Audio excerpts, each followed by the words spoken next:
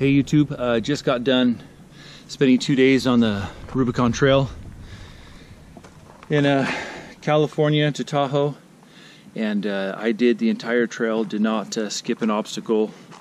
The only thing that I backed out of was old sluice, trying to go up it. I knew I was in a predicament because I had some axles that I was pushing pretty hard.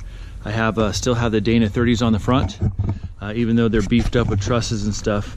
But I knew that they wouldn't be able to take much more of that.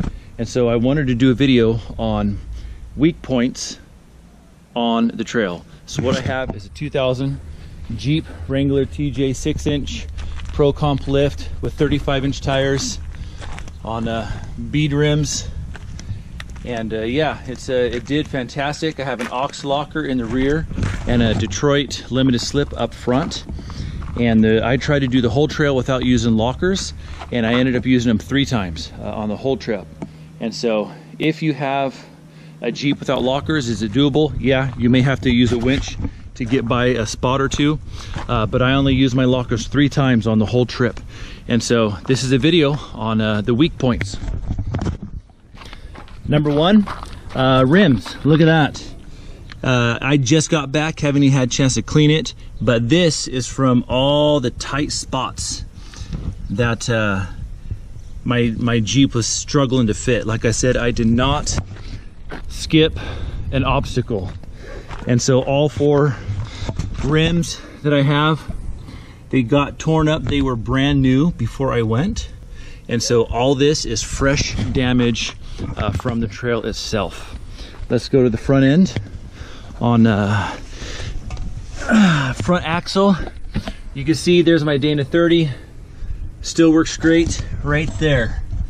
You can see on the differential cover, I came down a couple times on some rocks. Right there, got a mark, and right there on these. See a couple spots on the axle itself. All this is just fresh, brand new spots. My rock sliders, I know I use those quite a bit, and you can see here some fresh scrapes right there underneath. Definitely protecting my body. The transmission right there, you see that? Skid plate down there, even a nice big dent on the passenger side over there. Rear differential, gotta be coming down here real quick. Rear differential right there, scraped a few times over rocks. You see right there the shock bracket, just like the front. Same thing on that side. Brand new mark on the axle right there. That's a Dana 44 with aux locker. And rear bumper.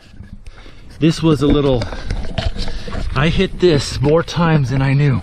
This gas tank was not even dented at all, this gas tank cover, because I just replaced the brand new fuel pump on it and made sure that was all cleaned out and straight right before I went.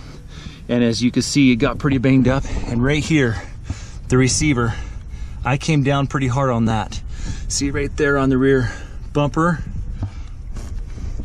gas tank cover. Oh yeah. And this, I backed into a rock with my shock. That got hit pretty hard. I was in a tight spot and stuck.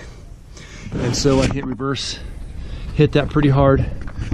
2 notes on my, whatever this Schmitty built net is on the back.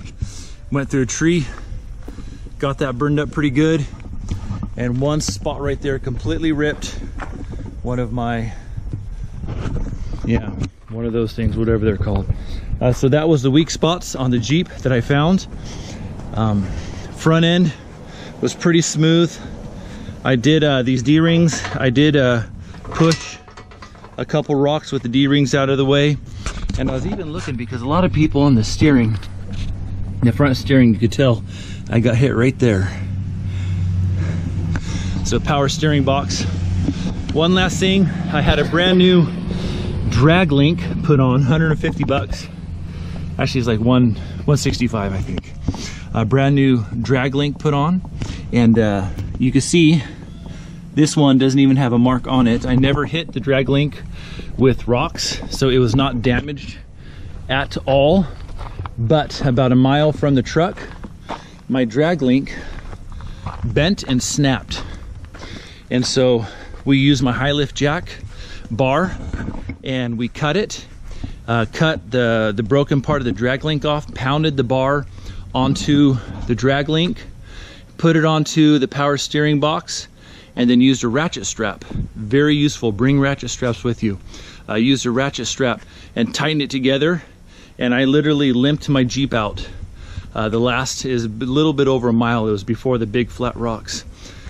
And limped it out the whole way, and we survived and made it back. But my Jeep was not drivable, and so I had to use a trailer to tow it home. But here's my high lift jack bar. You can see right there where I pounded it on with a rock.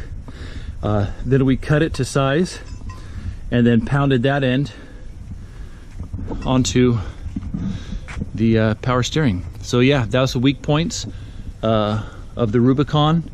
What would I do differently? I'd put a couple more skid plates, one on the power steering, the gas tank, and a better one under the tranny transfer case. And other than that, I'd probably just watch a little bit closer. But my buddy and I, we were pretty intense on it. We weren't trying to take it easy. We were going for it and trying the obstacles.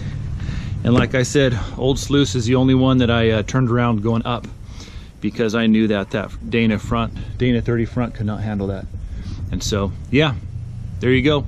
Weak spots on the Rubicon, how I fixed a broken drag link on the trail.